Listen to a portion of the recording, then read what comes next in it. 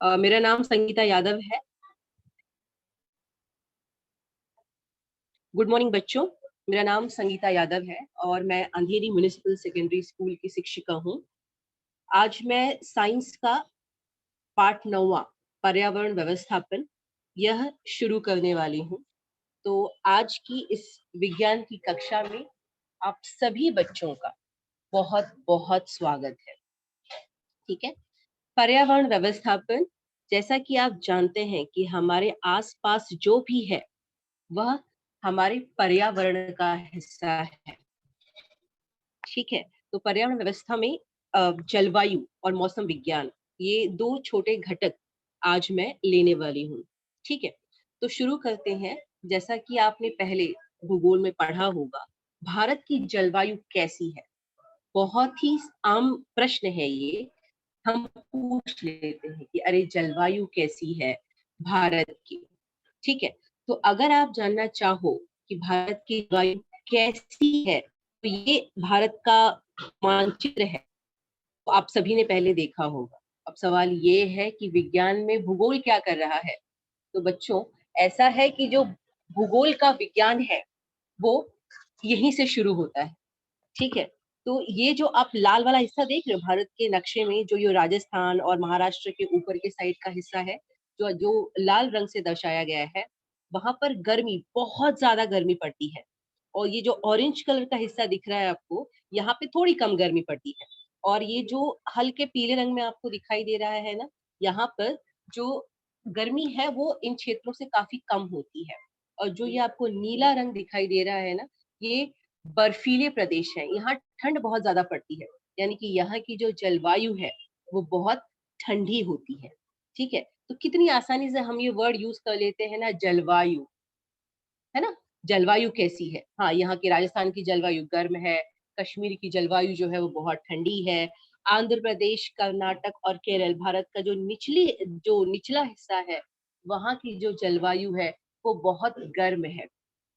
ठीक है। तो अब सवाल ये उठता है कि जो जिस चीज को हम इतनी आसानी से बता देते हैं कि गर्म है, ठंडा है, वह बनता कैसे है, कैसे डिसाइड करते हैं कि जलवायु क्या है। ठीक है। और ये इसके साथ ही ना, जलवायु के साथ ही एक और जो कॉन्सेप्ट साथ में आता है, वो ये है कि मौसम कैसा हो, है ना। अरे कैसा मौसम है आज का। आज का मौसम बहुत गर्म है, आज का मौसम बहुत ठंडा है, आज का मौसम बहुत सुहाना है। हम कितनी आसानी से यूज कर लेते हैं ये वर्ड, है ना। लेकिन बच्चों, जलवायु और मौसम में अंतर होता है। दोनों सेम नहीं है। ठीक है। हालांकि दोनों एक दूसरे पर निर्भर है, लेकिन दोनों समान नहीं है, दोनों अलग अलग है। ठीक है। जैसे अगर आप डालो ना, गूगल पे भी डालो कि एलेक्सा आज का मौसम कैसा रहेगा, तो एलेक्सा ना आपको कुछ कुछ ऐसा दे देगी। जैसे अगर कल मैंने ये डाला, तो देखो ये आता है कि मुंबई और महाराष्ट्र में आज का मौसम कैसा रहेगा। तो एलेक्सा क्या बोलती है, सुनो अभी। एलेक्सा बोलती है 27 सेंटीग्रेड तापमान रहेगा, बादल छाए रहेंगे, 33 डिग्री जैसा लगता है। और ये देखो तापमान कैसे बढ़ा हुआ है, आपको दिख रहा है 27 डिग्री, 28 डिग्री, 29 डिग्री, 30 डिग्री। और टाइम के साथ देखो, 7 बजे, 8 बजे, 9 बजे, 10 बजे, अगर आपको मेरी स्क्रीन पे दिखाई दे रहा है तो क्लियर लिखा हुआ है कि जैसे जैसे टाइम बदल रहा है, वैसे वैसे जो तापमान है वो भी बदल रहा है। और साथ में आज रात को बारिश होगी ना, उसकी 90% संभावना है। सोचो, यानी कि जो मौसम है वो कैसे बदला। मौसम हर घंटे बदल रहा है। अभी आप देखो, सुबह ऐसा लग रहा था कि बारिश होने वाली है ना, बारिश जैसा मौसम था। 1 घंटे बाद आप देखोगे तो थोड़ी सी धूप, ऐसा लगेगा कि अरे कितनी गर्मी हो रही है। अभी तो बारिश हुई थी और अभी इतनी गर्मी हो रही है कि पूछो मत, है ना। तो जो मौसम है वो बहुत ही फटाफट चेंज होता है, यानी कि बहुत जल्दी जल्दी बदलता है। तो मौसम और जलवायु दो अलग चीजें हैं। इसके पहले मैंने आपको जलवायु बताया, जो बहुत जल्दी नहीं बदलती है बच्चों। ठीक है। लेकिन जो मौसम है वो हर घंटे बदल सकता है, इवन हर मिनट। अभी बारिश है, अभी धूप हो जाती है ना। तो बारिश हो रही है तो मौसम ठंडा होता है, धूप हुई तुरंत से गर्मी आ जाती है। तो जो मौसम है वो बहुत तेजी से बदल सकता है। तो ये दोनों चीजें आपको क्लियर होनी चाहिए कि जलवायु क्या है और मौसम क्या है। ठीक है। तो ये दो एग्जाम्पल्स जो मुझे मिले। अब जलवायु किसे कहते हैं, अब आ गया प्रश्न सबसे बड़ा, भूगोल का विज्ञान की जलवायु किसे कहते हैं। तो देखो बच्चों, ये है परिभाषा के साथ कि किसी प्रदेश के जलवायु के विविध घटकों की दैनिक स्थिति का कई वर्षों तक निरीक्षण व मापन करके विशिष्ट कालावधि में निकाला गया औसत उस प्रदेश की जलवायु होती है। ये थोड़ा सा करेक्शन करना, ये औसत नहीं है, औसत है, ठीक है। औसत उस प्रदेश की जलवायु होती है। वातावरण की दीर्घकालीन स्थिति को जलवायु कहते हैं, ठीक है। दीर्घकालीन, बहुत लंबे समय तक, यानी कि अगर मैं ये बोलती हूँ, मान लो कि भारत, अगर आप पूछोगे भारत की जलवायु कैसी है, तो एक लाइन में कहीं भी ढूंढोगे ना तो मिलेगा आपको कि भारत की जलवायु उष्ण कटिबंधीय मानसून जलवायु है। तो ये इतना बड़ा स्टेटमेंट देने के लिए ना बहुत वर्षों तक वहां की जलवायु का अध्ययन किया गया है। बहुत सारे घटक होते हैं, कितने टाइम तक गर्मी रह रही है, कितने टाइम तक बारिश हो रही है, हवा कैसी है, तापमान कैसा है, कितनी बारिश हो रही है।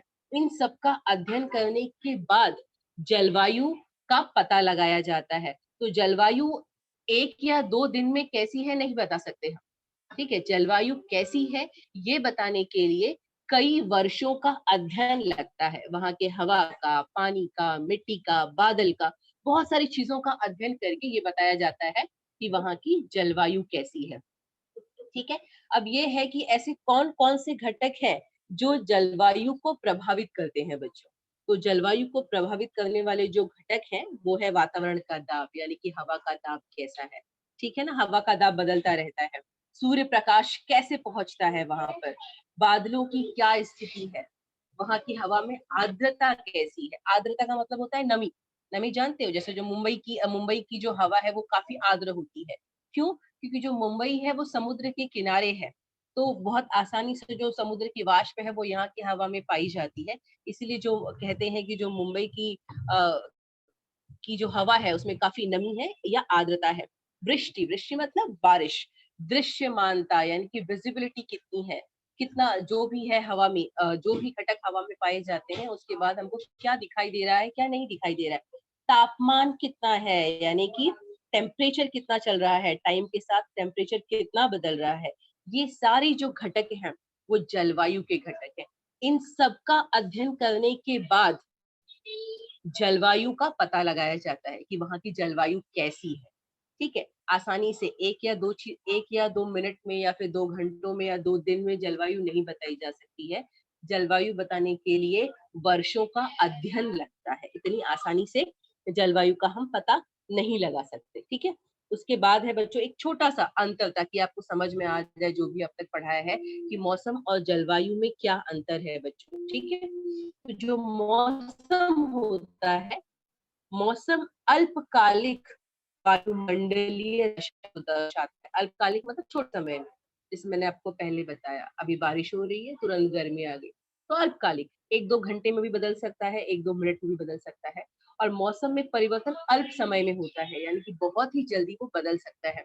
जबकि जो जलवायु है वो दीर्घकालिक वायुमंडलीय दशा को दर्शाता है। दीर्घकालिक, बहुत लंबे समय तक। आप किसी को भी पूछ लो, कश्मीर का मौसम कैसा होता है सबको पता है, हाँ कश्मीर में बर्फ गिरती है और वहां पर बहुत ठंडा होता है, ठीक है ना। पता, आप आराम से बता दोगे। अगर किसी ने पूछ लिया कि राजस्थान में क्या होता है, भाई राजस्थान की जलवायु कैसी, तो आपको पता है कि राजस्थान की जलवायु बहुत गर्म होती है। वहां पे मरुस्थल है ना, बहुत रेत है, मरुस्थल है, इसलिए वहां की जो सॉरी, वहां की जो जलवायु है वो बहुत गर्म है। और तो जलवायु में जो परिवर्तन है वो बहुत लंबे समय में होता है। वर्ष, सैकड़ों वर्ष लग सकते हैं, हजारों वर्ष लग सकते हैं, करोड़ों वर्ष लग सकते हैं जलवायु में परिवर्तन लाने के लिए, ठीक है। अभी जो फिलहाल जो वैज्ञानिक रिसर्च कर रहे हैं तो उनको ऐसा लगता है कि जो पृथ्वी का तापमान है पहले के कंपैरिजन में, यानी कि आज से 100 साल पीछे जाएंगे तो उससे 1-1.5 डिग्री तापमान जो है आज वो बढ़ गया है। और ऐसा ही लग रहा है उनको, क्योंकि देखोगे, अगर आपने देखा रहेगा कभी न्यूज वगैरह में दिखाया रहेगा, तो जो बर्फ है, ध्रुवों की बर्फ, अच्छा जो भी किसी को भी कुछ पूछना है ना लास्ट के 5 मिनट बच्चों, ठीक है, तो आप अपना क्वेश्चन रेडी रखो, लास्ट के 5 मिनट में हम बात करते हैं, ठीक है।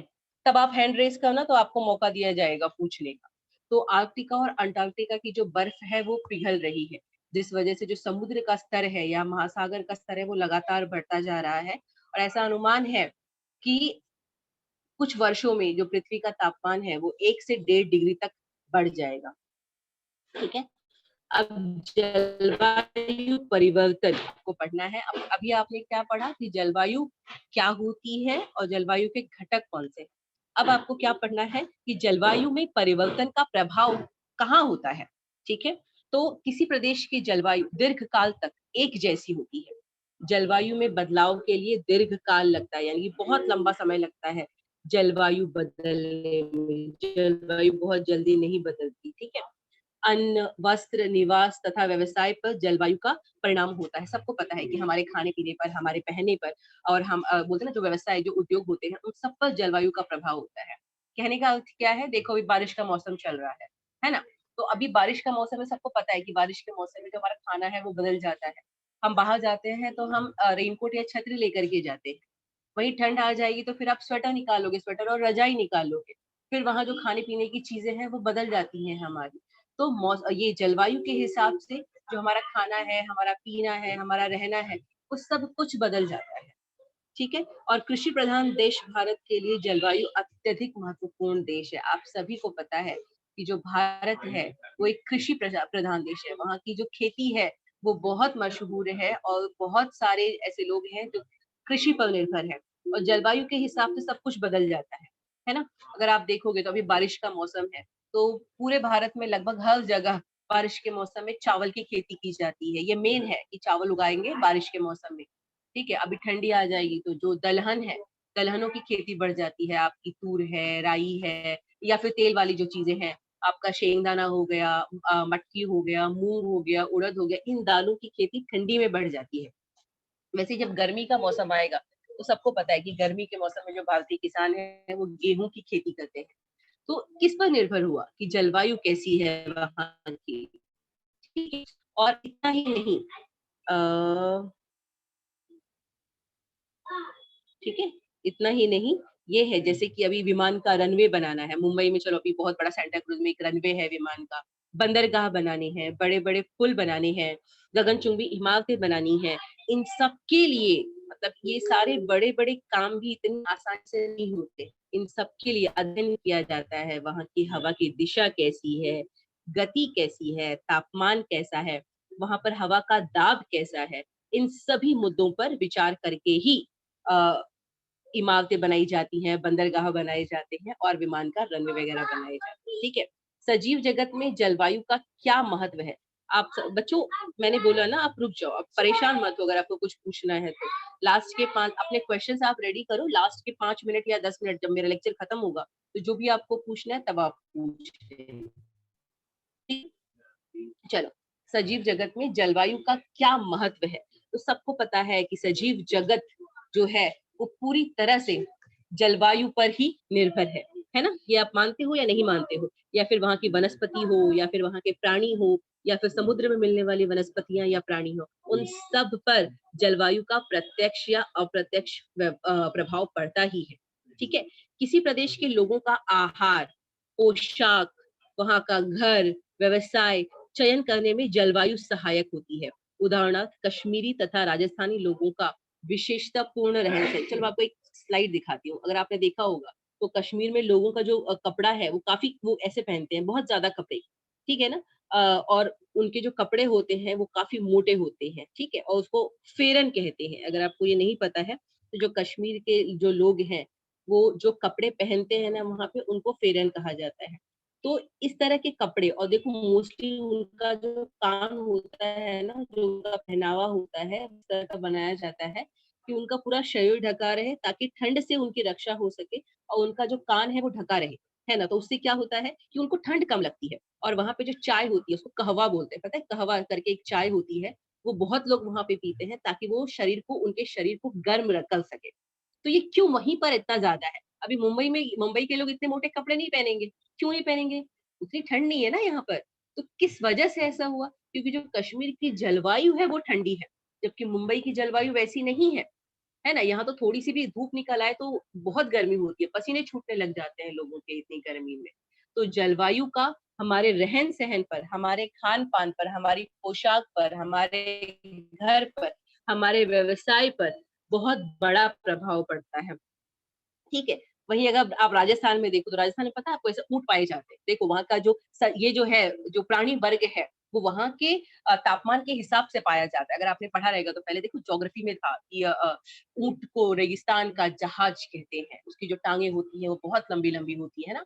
क्यों प्रकृति ने ही ऐसा बनाया है। इतनी गर्मी होती है वहाँ पे, अगर उसकी टाँगें छोटी होंगी तो उसको बहुत ज़्यादा गर्म लगेगी।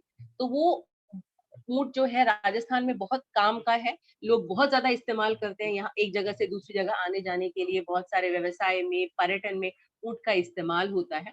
और उसकी जो शरीर की बनावट है, वो वहाँ की गर्म जलवायु के हिसाब से है ना? वहाँ के जो लोगों का पहनावा होता है, वो इस तरह का होता है, ठीक है?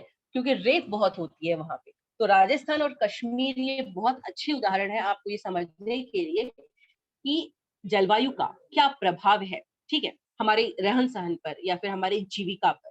उसके साथ ही समुद्र जल की लवणता, क्षारता, सागर प्रवाह की निर्मिति व जल चक्र, ये सभी बातें मौसम व जलवायु के विविध घटकों पर संबंधित होती हैं, ठीक है?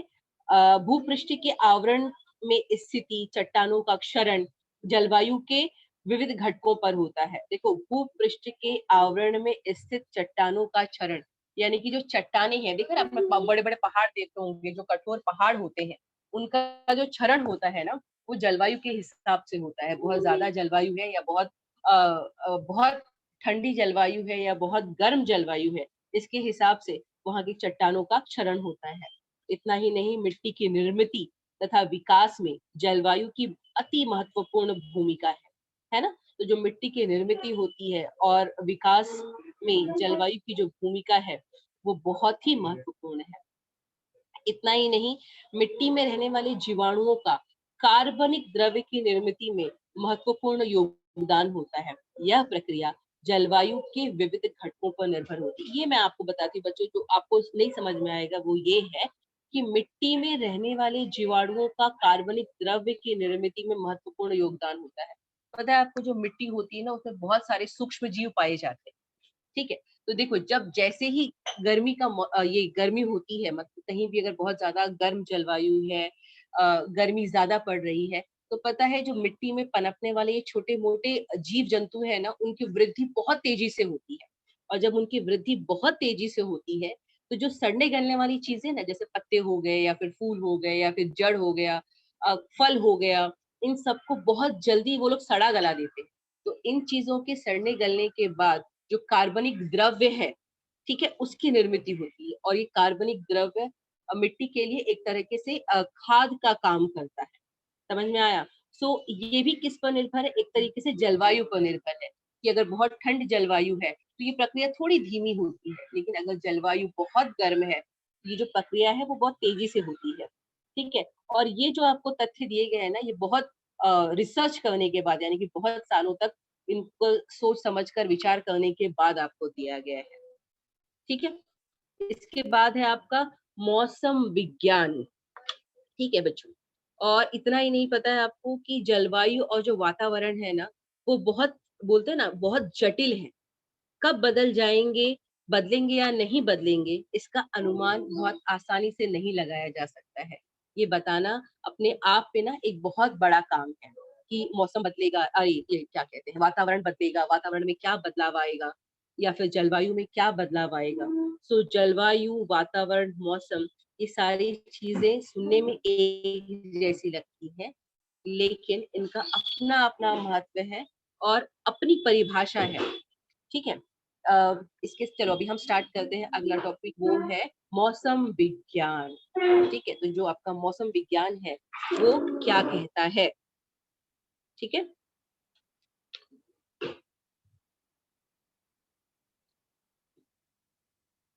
हवा के विभिन्न घटक, प्राकृतिक चक्र, पृथ्वी की भौगोलिक हलचल और इन सभी के परस्पर संबंधों का अभ्यास तथा विश्लेषण करने के शास्त्र को मौसम विज्ञान कहते हैं।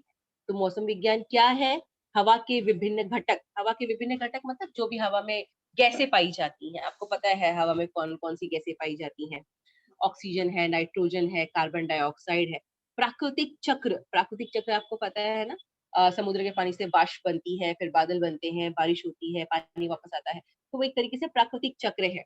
पृथ्वी की भौगोलिक हलचल, भौगोलिक हलचल आप समझते हो? जैसे भूकंप आ गया, या फिर कहीं पे ज्वालामुखी फट गया।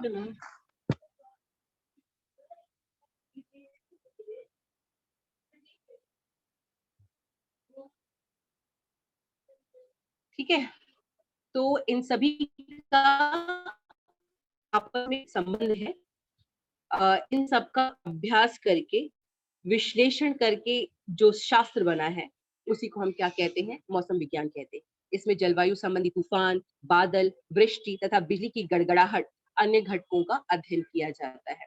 इसके आधार पर भविष्यकालीन जलवायु संबंधी अनुमान लगाए जाते हैं। इसका उपयोग सामान्य जनता, किसान, मछुआरे, विमान सेवा, जल यातायात और विभिन्न संस्थानों पर होता है। बच्चों, इसका सबसे अच्छा जो उदाहरण है ना, अभी देखा रहेगा, जो भारत है वो 2 तरीके के तूफान से गुजरा है। एक यास आया था और फिर ताउते आया था। ठीक है, देखा रहेगा आपने, अगर आप न्यूज़ देखते हो तो। जो ताउते था उसने उड़ीसा में और बंगाल में काफ़ी तबाही मचाई है, और जो यास तूफान आया उसका प्रभाव गुजरात और फिर महाराष्ट्र का जो कोंकणी इलाका है, वहाँ पर भी हुआ है। तो मौसम विज्ञान है ना, जो मौसम विज्ञान के जो वैज्ञानिक हैं, वो बहुत सारे घटकों का अध्ययन करते हैं, और उन्होंने पहले से ही बता दिया था कि यहाँ पे हवा का जो दाब है वो बढ़ जाएगा, और उसकी वजह से ये जो तूफान है वो आने वाले हैं। ठीक है, तो तूफान कितनी तेजी से आएगा, कितनी बारिश होगी, उसका एक अनुमान उन्होंने पहले से ही दे दिया था। तो सबको पता था कि हाँ, ये जो 4 दिन है, तो उस दिन बारिश बहुत हो सकती है, तूफान बहुत हो सकती है, आ सकता है। और देखो, पहले ही बता दिया था कि ये 4 दिन आप घर से ना निकले, बहुत बारिश होगी, बहुत ज़रूरी हो तो ही आप घर से बाहर निकलें। इतना ही नहीं, जो ये जो बोलते हैं ना, ये जो अनुमान होता है, जो मौसम विज्ञान के वैज्ञानिक लगाते हैं, उसका उस ये जो समाचार है, वो मछुआरों तक, या फिर विमान सेवा वालों को, या जल यातायात वालों को, सभी को दी जाती है, ताकि बड़ी-बड़ी दुर्घटनाओं से बचा जा सके। देखो, जो फ्लाइट्स है वो कैंसल कर दी जाती हैं, ताकि जो लोग हैं वो सुरक्षित रह सके। मछुआरों को बुला लिया जाता है, आप समुद्र में ना जाएँ, क्योंकि तूफान आने वाला है, और आप अगर ऐसे समय में गए तो फिर आप लोगों की जान जा सकती है। किसानों को बता दिया जाता है कि बहुत बारिश होने वाली है, तो जो भी आपको निर्णय लेना है वो आप सोच समझ के लीजिए। तो ये सब जो बहुत ही इम्पोर्टेंट महत्वपूर्ण जानकारियाँ हैं, वो मौसम विज्ञान के थ्रू हमको मिल जाती है। अब थोड़ी-सी जानकारी आपको है भारतीय मौसम विभाग के बारे में भी है, ठीक है? कि भारतीय मौसम विभाग क्या है, ठीक है? तो ब्रिटिशों ने शिमला में भारतीय जलवायु विभाग की स्थापना की, ठीक है? ये जनरल नॉलेज का क्वेश्चन है, आपको पता होना चाहिए कि भारतीय जलवायु विभाग की स्थापना किसने की थी? तो ब्रिटिशों ने की थी। और कब की थी पता है? 1875 में, सोचो कितना पहले। 1875 में ब्रिटिशों ने शिमला में भारतीय जलवायु विभाग की स्थापना की थी। और इसका प्रमुख संस्थान कहाँ है? तो जो इसका प्रमुख संस्थान है वो पुणे में है। इतना ही नहीं, मुंबई, कलकत्ता, चेन्नई, नागपुर और दिल्ली में ना इनके प्रादेशिक कार्यालय भी हैं। तो कुछ स्टेट्स में, यानी कि भारत के कुछ प्रदेशों में भी, जैसे मुंबई है, कोलकाता है, चेन्नई है, नागपुर है, दिल्ली है, यहाँ पर भी इन्होंने अपने कार्यालय बना रखे हैं। हर दिन की मौसम की स्थिति दर्शाने वाले मानचित्र बनाए जाते हैं, और हर 24 घंटे में 2 बार ऐसे मानचित्र बनाकर प्रसारित किए जाते हैं। बच्चों, अगर आप न्यूज़ देखते हो ना, तो न्यूज़ में ना एक बोलते हैं ना, एक महत्वपूर्ण भाग होता है मौसम का, जहाँ पे न्यूज़ रीडर आता है और बताता है कि हाँ, इस समय पर तापमान ये रहेगा, यहाँ पर इतनी बारिश हो सकती है। मोस्टली अगर आप पहले देखोगे तो ये जो 4 प्रमुख शहर है ना, मुंबई, कलकत्ता, चेन्नई और दिल्ली, इन चारों के जो का जो तापमान होता था वो बताया जाता था कि मुंबई में तापमान आज 35 डिग्री रहेगा, दिल्ली में तापमान जो है वो 42 डिग्री रहेगा। चेन्नई में बहुत गर्मी पड़ती है, चेन्नई में जो तापमान है वो 45 डिग्री रहेगा। ऐसी जो जानकारियां हैं समाचार, जो मौसम विभाग की, या फिर जो न्यूज पे हम देखते हैं, वो उनके पास कहाँ से आती है? तो जो भारतीय मौसम विभाग है ना, वो 24 घंटे में 2 बार ऐसे मानचित्र बनाकर भेजता है, प्रसारित करता है, ताकि जनता को पता हो कि तापमान कैसा रहेगा, कहाँ पर बारिश होने वाली है, कहाँ पर बारिश होगी या नहीं होगी, कहाँ पर हवा का ज्यादा दबाव है, कहाँ पे हवा का कम दबाव है। ये सारी जानकारियां 24 घंटे में 2 बार प्रसारित की जाती है। और आपको पता है कि ये जानकारी आती कहाँ से है? तो जो भारत है ना, उसने अपना उपग्रह छोड़ रखा है, सैटेलाइट जिसको बोलते हैं ना, जो पूरी मौसम की जानकारी को भेजता है पृथ्वी तक, ठीक है। कहाँ पे ज्यादा दबाव है, कहाँ पे कम दबाव होगा हवा का, बारिश कितनी होगी, मौसम कितना है, पानी पानी का लेवल कहाँ पे बढ़ रहा है, ये सारी जो जानकारियां है, जो मौसम उपग्रह है हमारा, वो भेजता है पृथ्वी पर, जिसके बाद ये जो जानकारी है वो लोगों तक पहुंचाई जाती है और बहुत महत्वपूर्ण है।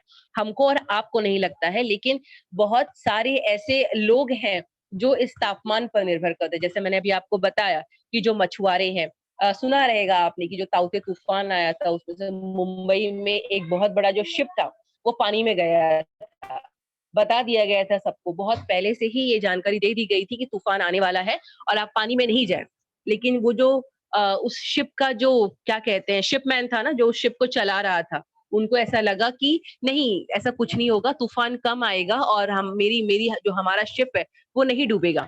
आपने देखा रहेगा बहुत सारे लोगों की जान चली गई, बहुत सारे लोगों को बचा भी लिया गया, लेकिन कितने सारे लोगों की डेड बॉडी भी नहीं मिली उसके बाद, ठीक है। क्यों? क्योंकि जो उस शिप को चला रहे थे, उनको लगा था कि तूफान जो है वो इतना भयंकर नहीं होगा, ठीक है। जबकि चेतावनी दी थी मौसम विभाग ने कि आप शिप को लेकर पानी में नहीं जाए, तो बहुत सारे मछुआरे थे जो गए ही नहीं मछली पकड़ने के लिए उस दिन, उन सबकी जान बचाई गई। किसके आधार पे? सिर्फ जो भविष्यवाणी हमारे मौसम विभाग ने की थी उसके आधार पे। इतना ही नहीं, पिछली बार उड़ीसा में भी, अगर पिछले साल लॉकडाउन का ही टाइम था, उड़ीसा में बहुत बड़ा तूफान आने वाला था, तो एक हफ्ते पहले से ही समुद्र के किनारे जो बोलते ना, जो लोग बसे हुए थे, उनको वहां से, वहां की सरकार ने निकाल लिया, पहले ही वहां से हटा दिया गया ताकि उतने लोगों की जान बचाई जा सके। उन सबको चेतावनी दी गई कि आप समुद्र से करीब करीब 1 किलोमीटर दूर चली जाएं, उसके पास ना रहें, क्योंकि बहुत तेज तूफान आने वाला है। तो उतना दूर जाने के बाद इतने लोगों की अगर जान बचाई गई, तो सिर्फ इस आधार पे कि मौसम विभाग ने क्या जानकारी दी है। तो हम और आप समाचार देखकर उस न्यूज को नहीं देखेंगे, लेकिन जो हमारी सरकारें हैं, जो आपदा प्रबंधन करती हैं, जो लोगों की जान बचाती हैं, उनको उन लोगों के लिए ये जो जानकारी है वो बहुत ही महत्वपूर्ण है।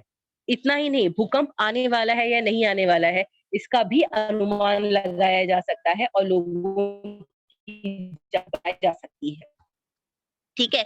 और इन सब जानकारियों को इकट्ठा करने के लिए ना, उच्च तकनीकी यानी कि बहुत ही हाई टेक्नोलॉजी वाले जो उपग्रह हैं, वो भारत ने अंतरिक्ष में छोड़ रखे हैं। अगर आप कभी डालो यूट्यूब पे तो आपको मिल जाएगा कि भारत ने कौन-कौन से उपग्रह छोड़े हैं, जिससे जो जानकारी है वो हम तक पहुँच आ सके, ठीक है। और जो वेधशालाएँ हैं, पता है वेधशाला कहते हैं जहाँ पर ये सब कुछ, जैसे अगर आपने देखा रहेगा तो आपके स्कूल में जैसे साइंस का लैब होता है, जहाँ पे आप जाते हो और आपको छोटी-मोटी चीज़ें दिखाई जाती हैं।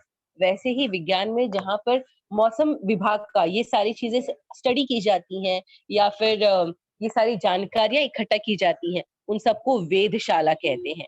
तो बहुत ही हाई टेक्नोलॉजी की वेधशालाएँ हैं भारत के पास और बहुत विकास किया गया है।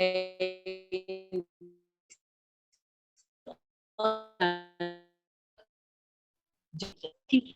और इसके बाद एक और जो जनरल नॉलेज की चीज़ आपके बुक में शेयर की गई है, ये है कि अम, विश्व जलवायु दिवस या फिर क्या कहते हैं उसे? उसे कहते हैं विश्व अ, वैश्विक मौसम दिन 23 मार्च को मनाया जाता है। ठीक, 23 मार्च को वैश्विक मौसम दिन मनाया जाता है बच्चों, ठीक है? तो जो भी मैंने आज आपको टॉपिक पढ़ाया है, वो है कि जलवायु क्या होती है, मौसम क्या होता है, जलवायु के घटक कौन से हैं, जलवायु में परिवर्तन क्या होता है, सजीव जगत में जलवायु का क्या महत्व है और मौसम विज्ञान की थोड़ी-सी जानकारी और थोड़ी-सी जानकारी भारतीय मौसम विभाग के बारे में मैंने आपको दी है, ठीक है? इसी के साथ जो मेरा टॉपिक है आज का वो समाप्त होता है बच्चों। किसी को भी जो डाउट पूछना है वो आप पूछ सकते हो। पूछो, बहुत लोग हाथ उठा रहे थे। एक-एक करके आप माइक ऑन कर सकते हो और अपना डाउट पूछ सकते हो।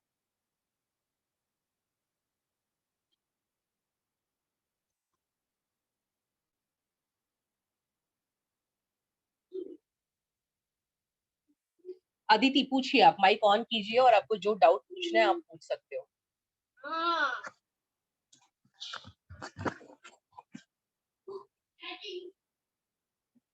माइक ऑन नहीं हो रहा है क्या बच्चों? ट्राई करो माइक ऑन करने का। जिसको जो भी डाउट पूछना है वो पूछ सकता है अपना माइक ऑन करके। आपको पढ़ाया है वो है जलवायु क्या होती है, ऐसे कौन से घटक हैं जो जलवायु को प्रभावित करते हैं, जलवायु में परिवर्तन क्या होता है, सजीव जगत में जलवायु का क्या महत्व है, मौसम विज्ञान और भारतीय मौसम विज्ञान के बारे में मैंने आपको बताया। Thank you so much.